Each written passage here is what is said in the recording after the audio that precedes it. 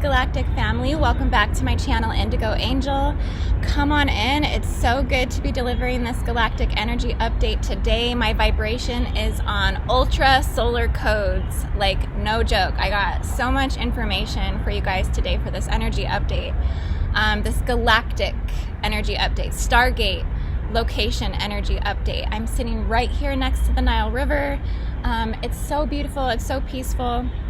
I was actually looking for a spot to get just a little bit closer to the Nile to film this video, but this restaurant location is just going to kind of have to work out. It seems that where I am staying, that most of the land around the Nile is accounted for. Everything's like paved up basically to the edge of the water. And so it doesn't seem like there's a lot of areas that you could chill like right next to the Nile. So I hope this background works pretty good. I like it. Yeah, so I just want to say welcome if you're new. Welcome if you're new to my channel. And if you are returning, don't forget to hit the notifications bell and put a like on this video to help me out, guys. So like I said, I am coming to you today from the Nile River. This is the largest river in the world in Egypt, right? The lifeblood of Egypt that basically flows from the south aspect of Egypt all the way up and empties into the Mediterranean Sea, which is where I was the other day when I was filming, so some of you might have caught that energy update. But if you haven't, check it out because it does bring through some different vibrations, some different energy from that location, because it was filmed 3 hours north of Cairo. But essentially where I am right now is I'm actually sitting on the outskirts of the city of Heliopolis. That is in Cairo, and I'm kind of in a little community right now called the Tahrir Square. And I don't even know if I'm pronouncing that correctly.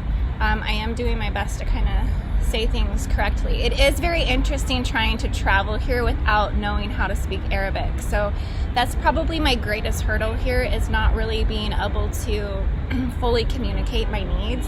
It's a lot of translation. It's a lot of getting in Google Translator. It's a lot of finding people to translate that speak English. And everybody that speaks English, some of them don't necessarily speak English that well. So it's kind of like you're just searching for some type of middle ground. Language barrier has definitely been probably my biggest hurdle being here. But other than that, I seem to be navigating well. There is a sense as like a woman being here that you do feel like you want to cover up. Like you don't want to dress to kind of call a lot of attention to yourself because you're already a foreigner. Like you already stick out like a sore thumb, basically. So that's kind of one of the things that I'm working through here. But yeah, so you you definitely feel like an urge to dress differently here. Like in the United States, I would normally wear like a sundress and shorts. Like showing your skin isn't a big deal, but here it's like culturally it's so interesting because it's so hot here. It's so warm. Like you would want to wear a dress, wear shorts, be more open and breezy, but most of the people here cover their skin, they cover up. So just to kind of fit in and to not call a lot of attention to yourself, there's like a need to kind of dress more conservatively.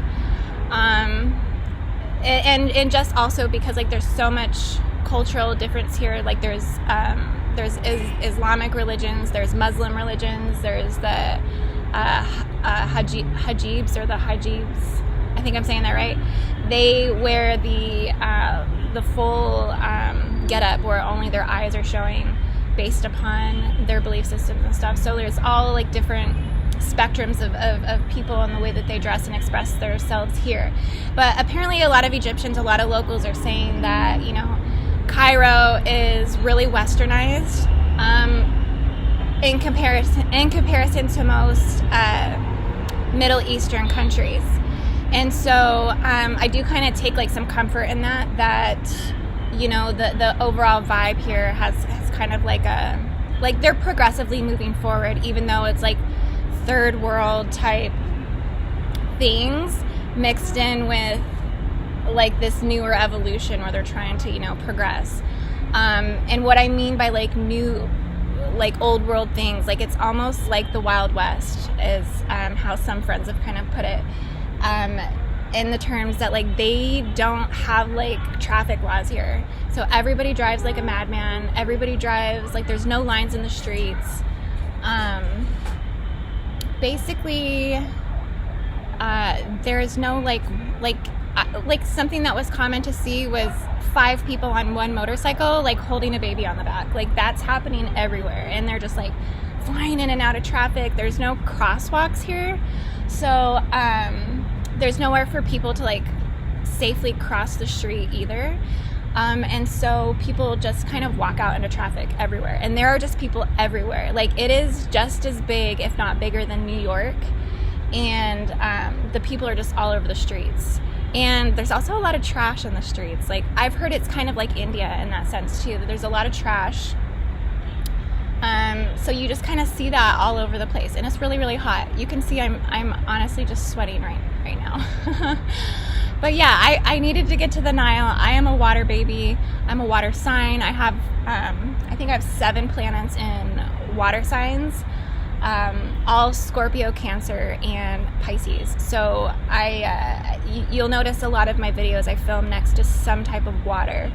It's just that I'm called to it, and I don't necessarily have to be in it. I like to get in it, but as long as I'm around it, it seems to be very comforting for me.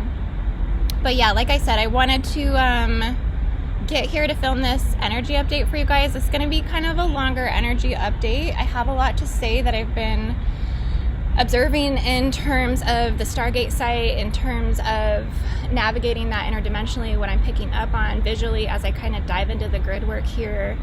This is an Aquila grid network, so everything that is coming from this gate accesses the Aquila grid networks first. And I actually have some footage that I might want to include later if I can get some of the Aquila symbolism that's here, because it's all through the government. It's all through like the area that I'm actually staying in. So I'm going to tell you guys more about that.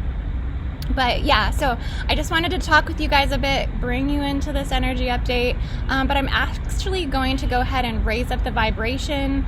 We're going to go ahead and scatter the archons. You know how that works. They can't hang with the dancing. So I want you guys to just stay tuned for these higher solar codes that are coming through this video today. So first we're going to dance. I have a really good song that kind of matches the frequency of the Nile right now. We're going to baptize our souls with the help of these waters. And we're going to listen to a song by Ibeyi, and it's a powerful song called River.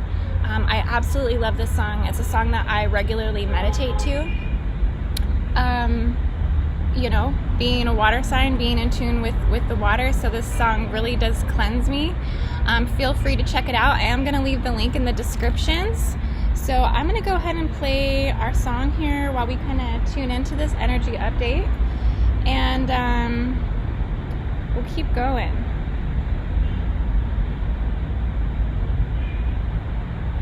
Alright guys, so check this out.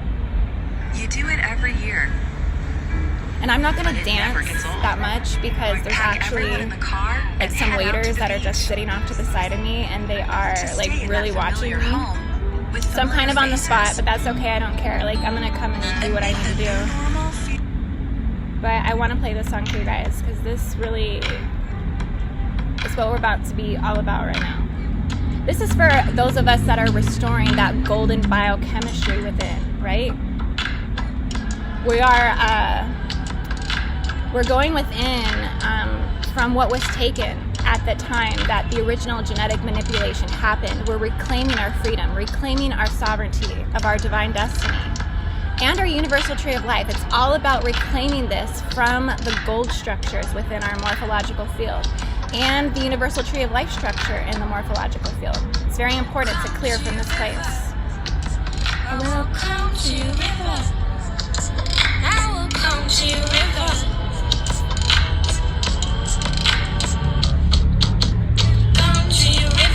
Wash my soul. I will come to you, river. Wash my soul. I will come to you, river. Wash my soul again.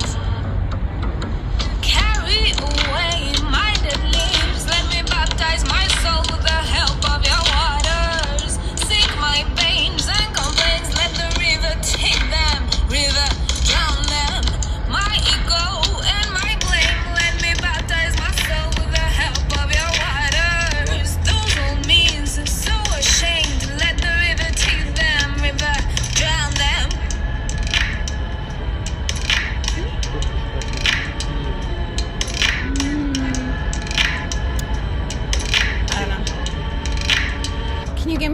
soda? Come to river.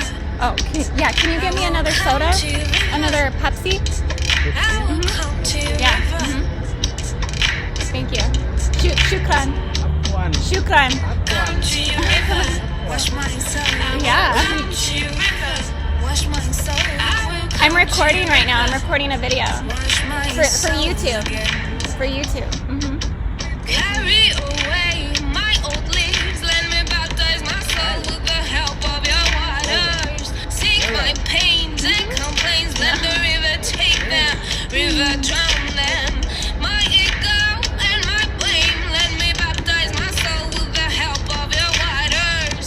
Those on me's so ashamed. Let the river take them. River drown them.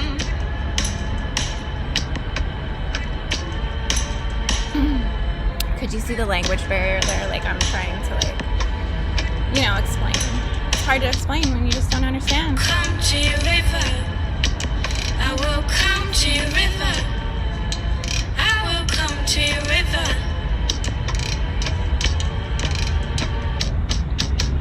Come to river. Wash my soul. I will come to river. Wash my soul. I will come to river. Wash my soul again.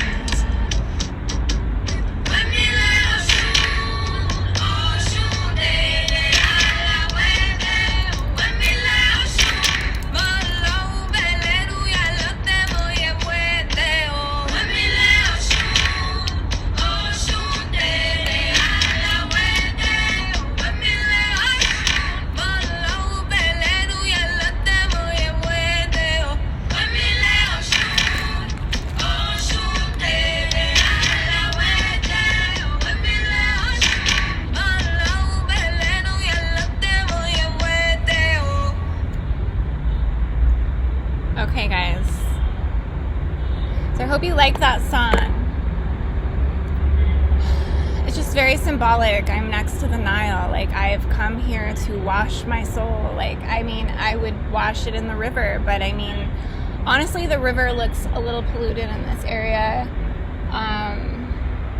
So it would be interesting to know, like, how their filtration systems worked here. Like, what do they utilize the Nile for? Like, do they clean the Nile? Do they dump things in the Nile? And just, where do they get their main water source from? Is it just the Nile that they get their main water source from? That would be very interesting to know. But yeah, so what I'd like to do while I just have you guys here next to the Nile, I just want to request one thing while we're sitting here from the Great Spirit of the Nile, the lifeblood of Egypt. So I just want to ask Ra-Atum, the finisher of worlds, the complete one, returning watery chaos at the end of creative cycles. So I'd like to ask that you please restore the fragmentations of the bloodline of Osiris and give back the inheritance of the firstborn sons, and restore the curses placed upon this Grail, bleeding into the unrest of the Aquila Grid nations. All Aquila Grid nations, the strongest grids in the world, the strongest country animals of the strongest nations, okay? United States, Russia, Egypt, okay? Heal this detriment to mankind and give back what has been unjustly taken. Allow this rising to regenerate in the self-created primordial waters and the tears of Sirius. Namaste, Ra-Atum. Okay? So Heliopolis. So this is the city that I have been basically guided to stay in. I'm probably going to be here through the month of September because I've been guided to stay and really just dig into the grid work and really just see what I can create here, being on my own in a foreign country. So I've been gathering specific information on this octagonal ultra solar stargate that is unlocking, and it is activating here. What seems to be the higher geometric codes of the sun, and all of the solar cults. So this is Heliopolis is where I was guided to come here, and it's really interesting because the symbolism here, the geometric codes here, within every structure of a Stargate system, there are fundamental geometric patterns or imprints that basically radiate out and expand out into the landmass, expand out into all of the smaller energetic fields. And so that's what's happening here when I'm talking about these geometric codes. They are imprinted geometric codes that are fundamentally operating off of the even more subatomic fields in quantum encoding that's basically propagating that geometric structure, the expansion and contraction of that geometric structure. Well, this is highly connected and is running energetic currents, 4D astral to 12D Rishik diamond currents to and from and interconnected to the Giza pyramids. Okay, and I say this because being in the city of Heliopolis, what I've noticed is the symbolism all over the city. It's very, I mean, I guess some people just walk by it like it's nothing, but to me, it's representing the encoding here. So it is represented by an octagonal, double squared, double cubed, double 8-rayed star that is carved and stamped all over the infrastructure of the city. And just in the city of Heliopolis, the city of the sun, okay? So I'm gonna show a picture of this that I took. And I also did post this up in the Diamond Suns group the other day, this Diamond Suns Grail Lines group on Facebook. So please feel free to join my Facebook group. I will leave the links in the description. Everyone in this group, they are incredible beings. They are high-level philosophers, galactic counselors, those holding this really high-level knowledge. So if you were to participate in my Diamond Suns group, you're going to get feedback from a lot of people who really know what's going on a higher quantified spectrum, basically. And so you'll definitely find soul family here if you've been resonating with my content. Please join the Diamond Suns group. Got my Pepsi, okay. And I am going to actually open this up because it is hot. And I am sweating. Like my hair, you can see so sticky. It's like you see the back, I'm like sweating. Woo! Yeah, it's hot, guys. And I gotta wear long sleeve stuff, you know, just so I don't stand out. Because I call a lot of attraction to me. Blonde hair, you can tell I'm a foreigner. You can tell I'm American. I'm 5'10". Like, I stick out like a sore thumb. Okay? It's just how it is. I have to just deal with it. But, so given the meaning and the history of the city of Heliopolis, right? The city of the sun, I do feel that this is a higher solar code activation, like in this area, and that's why I've been called. It's clearly it always has been here. Historically, like if you start to actually dive into Egyptian mythology and start to study about Thoth and start to study about all of these things, you're going to kind of come into the sense that there is definitely an octagonal geometry wave here. And this does seem to accelerate the solar vision quest here. So I've been seeing ultra diamond, white platinum, ultra gold color frequency spectrum reverberation from the sun, to and from the sun. And what this does is, I mean, if you're an indigo type 1, type 2, or indigo type 3, and you come here, you're going to quickly drop that 48 DNA activation spectrum and beyond up into the 70, 72, or however far your potential is. Sometimes we're already at our full potential and we're just expanding and contraction in between that as the activations start to reveal themselves in between the DNA strands in those solar fire codes. And that's where that acceleration propagates within the DNA strand, is in between the strands as the solar fire codes ignite. So not to mention, if you were to use this symbol that I just showed, I can put it back up. If you were to use this symbol code for a pineal synthesis or an induction, which I actually haven't done myself yet, but I am going to start working on that because I want to receive the encoding. where you bring the solar geometric inside the body and transmit this down the vertical ascension column through your pillar of light. This would help you reach higher maximum potential when connecting to the 4th planetary Stargate location, just because it's imprinted in the city.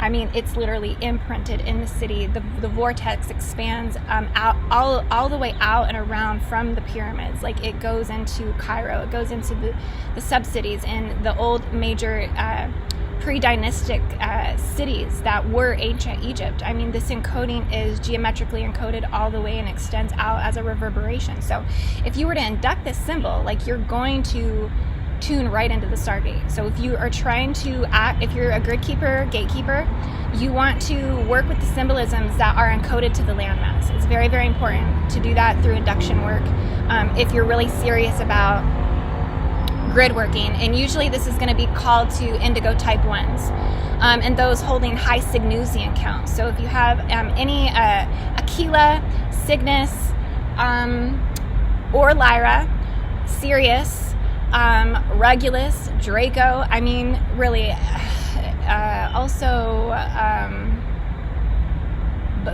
or Hydra as well, because Hydra is in opposition to Cygnus, but Cygnus holds all the indigo records, okay?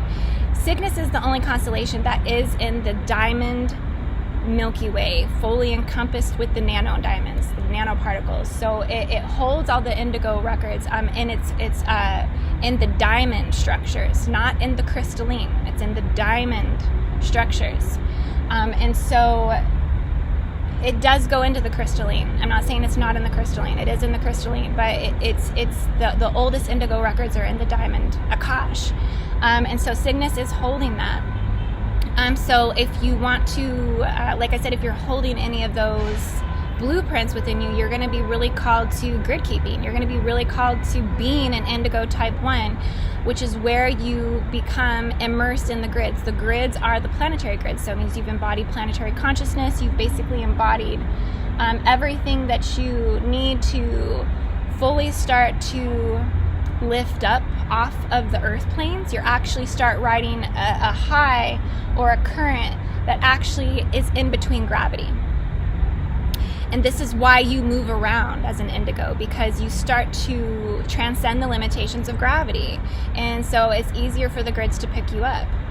And the density held within that, basically, is what I'm perceiving within myself anyways. So some of you may resonate with that, some of you may not. That's all right. I'm okay with it.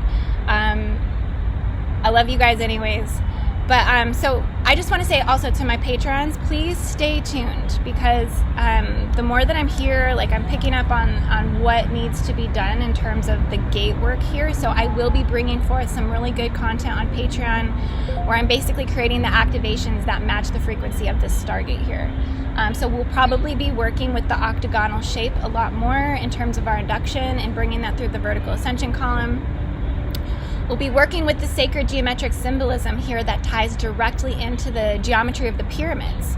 The pyramids are the 4 faces of the pyramids. So this is an 8-sided structure, and it's a perfect double square. So if you interlink this in terms of your visualization when you do geometric induction, but not only that, if you're just taking note of the pyramid structure, you'll notice that it's an 8-sided structure with a perfect double square. This interlinks and does connect in the points, so you'll get an octagon. So it's interesting, everything here is by 8. This can be broken down into multi-dimensional perspectives, from the King's Chamber, from a star mid perspective where you're looking down vertically on the pyramids itself, all representing octagonal symbolism. And so basically it's the same as all of the symbols in Heliopolis. And this is really cool, and it's important because this is the oldest halls of records are here. This is the remnants, the overlays, and the parallels of ancient Egypt are in Heliopolis. It is the oldest major city of ancient Egypt, so it's thoroughly stamped with the octagonal symbolism everywhere. So it's really cool. It's really cool. This also aligns to the galactic center, Solomon's temple. Thoth is actually called the master of the city of 8. It's also the Ogdode, I don't know if I'm saying that right, the Ogdode, but this is where there were 8 primordial deities that were worshipped in Hermopolis. And so the 8 deities were arranged in 4 male and 4 female pairs. And the males were frogs and the females were serpents. So a lot of these creation stories do go back to just simply the process of creation, period, which is where the sperm penetrates the ovum. There's actually a boat going by. Hang on, it's kind of loud. So I'm going to turn this a little bit. You can see.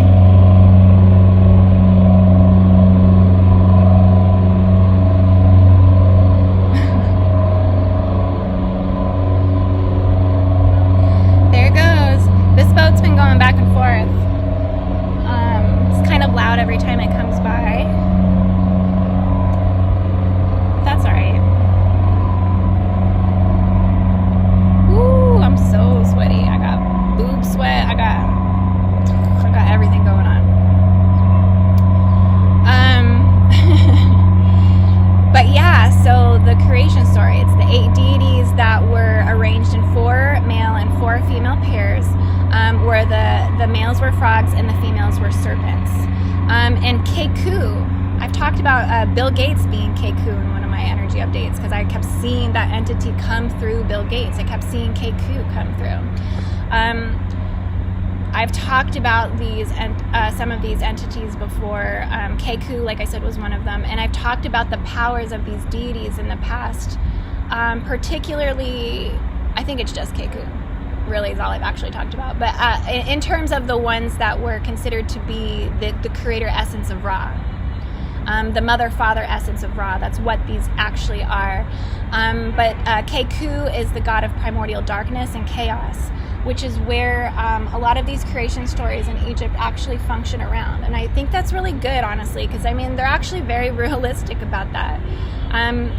The primordial darkness and chaos, and there's not denial in that like there is in Western belief systems. There's a lot of denial in Western belief systems about primordial darkness and chaos. Even now, people can't even say the word underworld. I mean, I can't even say that word without people telling me I'm the devil. So I mean, it's all a spectrum of creation. It's all a spectrum of the void. Everything emanates from the void. Everything emanates from these beginning points of creation that do come from primordial darkness and chaos. And so if you really start to dive into the creation mythology, it does oppose certain perspectives of light creation. So there are polar systemic stories within the grids ultimately as well. So fundamentally, it's a hard thing to transcend and come into unification because of the perspective and because of the solar perspective, right? So the solar perspective of creation is what I mean. Because of that, it's hard to transcend the limitation. But I think once you start to wrap your head around the actual fundamental physics of creation, you can start to see how that it was a rising that was self-created from the primordial waters. I think is what ultimately is the basis of most of it. Okay, but all 8 deities are considered the father and the mother of Ra.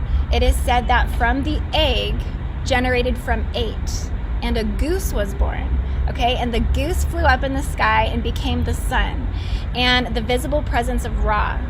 Okay, so Ra is not the sun itself, but is which penetrates the solar globe and causes it to shine. Okay, so it's one of the creation stories here, and it goes fundamentally with that octagonal geometric symbol. It backs it up, it explains it, it rolls with it, right? It makes it so it's like, okay, gosh, this all makes sense. This is all coming together. Heliopolis is also what is called the 13th nome. So the numbers 8, the numbers 11, the number 13, they're all very prominent here. And because of that, it's considered the prospering scepter.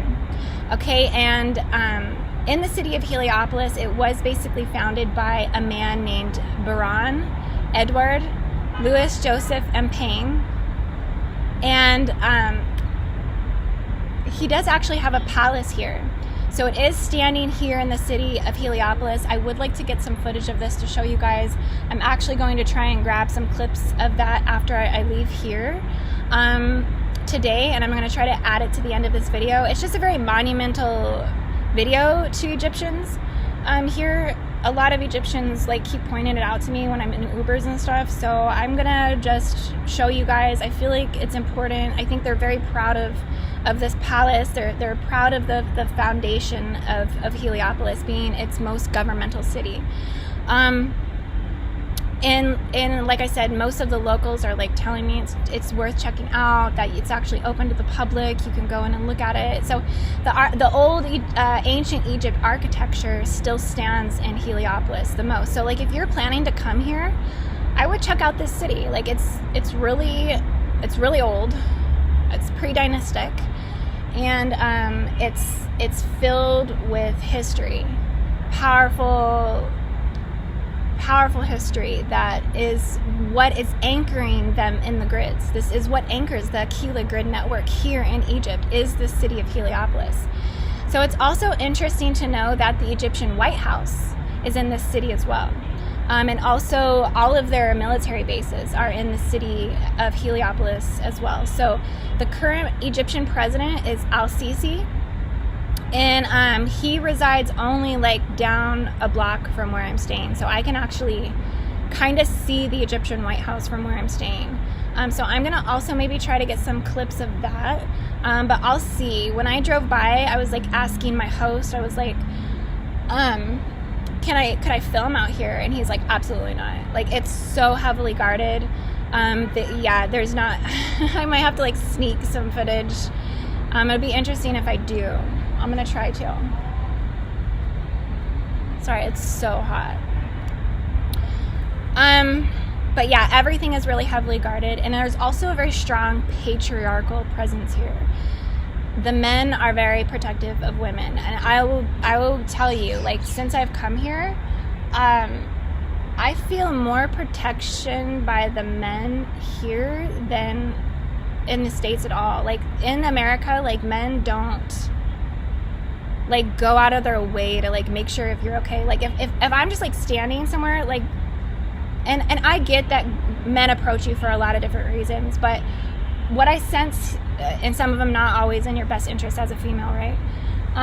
But I get this sense that like everybody's like buzzing around you, like wanting to help guide, wanting to help direct. Like it's like everywhere I go, all of the masculine energy is wanting to like protect and shield the feminine energy, and they're always in a state of wanting to like ask you if you're okay, ask you if you need help, ask you if you need directions, and it's just kind of like the vibe everywhere here. Like the Egyptian men are very catering to like the feminines. It's an interesting dynamic, and like even in America, like men don't even like take note of me. Men don't talk to me. Men don't even acknowledge my presence anywhere I go, really. Like it's weird. It's almost like there's just like a silence, you know, unless I'm somewhere and I'm offering drinking. I'm offering my, I'm drinking. It's now socially acceptable for you to talk to me in a drinking environment or something. But other than that, men don't approach you. Like here, there is a fundamental energy of patriarchal like protection, and you can feel it. I can feel it like everywhere I go. So it's really interesting to feel that, and it's kind of fun. It's kind of nice. I'm not gonna lie, but so like I said, like I first settled in Heliopolis, but it wasn't really immediately so apparent to me why I was divinely guided to go there. But it's all like really quickly unfolding for me. I actually read something. So they say that when a message comes from heaven, it is heard at Heliopolis, and it is then repeated at Memphis to Ptah, and it is made into a letter, and it is written in the letters of Thoth at Hermopolis to God for the city of Amun. Okay, so that what I just said, that was an excerpt from the Leiden Papyrus. It's an Egyptian magical book. But essentially it's basically saying that when you pray here in Heliopolis, that it is literally given to God by Thoth.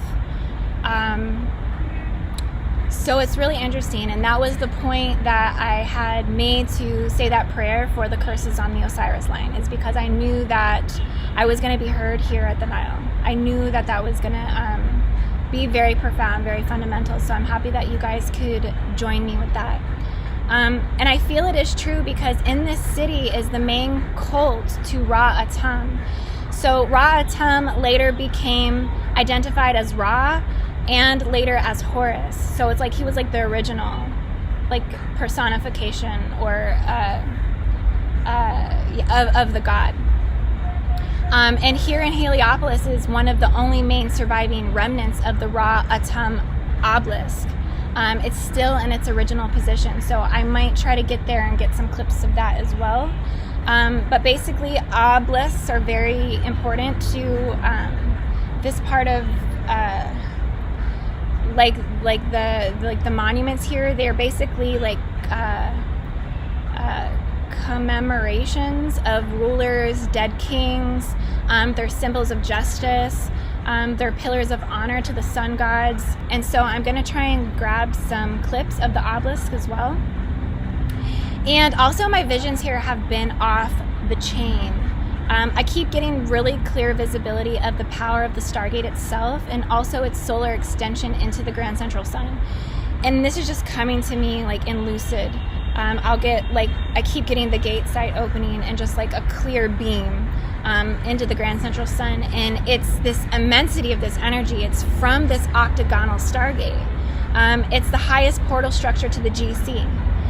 So this is by far the most powerful Stargate in the world, and I'm here by myself, and I don't know if I would want it any other way right now, to be honest with you. Like, I get so much from being alone. I can feel so much more. I'm not distracted. I'm just now starting to settle in from traveling. Like, traveling really took a toll on me. Just being so highly empathic that it can kind of knock me out for a little while, where I actually have a hard time clearing density, clearing the energy until I really start to kind of feel settled. But, you know, surviving as a white woman, blonde hair, in the Wild West, it's liberating, and it helps me grow as an individual. It helps me grow as a spirit. It helps me grow into my capabilities of what I can and can't do in this world. I know that the grids themselves have brought me here, and they're protecting me. The guardians are protecting me. So don't believe for a second that you can't do something alone either, that you can't break outside your normal limitations, your normal boxes, because you can. So I just want to tell you that I am proof of that, and that you are capable of doing anything too. Like, you are capable of this. Like, if you want to pick up and go to a Stargate site and study the grids, you're capable of doing it. Sometimes we just have to work really hard to do things. Like, all of this hasn't been easy for me. Many of you know, like, my traveling history, that it's been really hard to get out. It's been really hard to, you know, travel, like, during COVID. But I guess it was all about just finding where I could travel and figuring out what the rules and regulations were and just being committed to making it happen. And, yeah, guys, so I've been rambling a lot. I really feel like there's so much that I didn't say. I didn't talk a lot about the Aquila grids, but I am going to actually put a video up very soon. I've been preparing one about the Aquila network. This will be my own original work on the subject matter. I have prepared my own grid that I prepared on Scribbles Maps for you guys. I am going to include it in my book that I'm putting together for grid working. And there's so much power that comes from the Aquila grid. It is the most powerful grid They could be considered pylon implant networks, Atlantean pylon implant networks. That is in the Ascension Glossary. You can look that up if you want to. There is more deeper information on the Aquila grids. The Aquila grids basically are the grids that propagated 9/11. There's a lot that really goes into this. I'm going to fundamentally talk about all of this in another video, but it's really important to understand that this powerful solar energy, this octagonal stargate that emanates from Giza pyramids, is responsible for the Aquila grid. I mean, it's fueled, it's powered by this, it's generated, accelerated by this, so it's important. And I'm excited to talk about it. As always, I hope you guys enjoyed this view of the Nile today. I already feel so peaceful. I'll be honest with you, I feel so peaceful. There's a lot of pigeons that have been flying around me, symbolically, so if you know what pigeons stand for, what pigeons mean, please let me know. I hope you guys enjoyed this video today.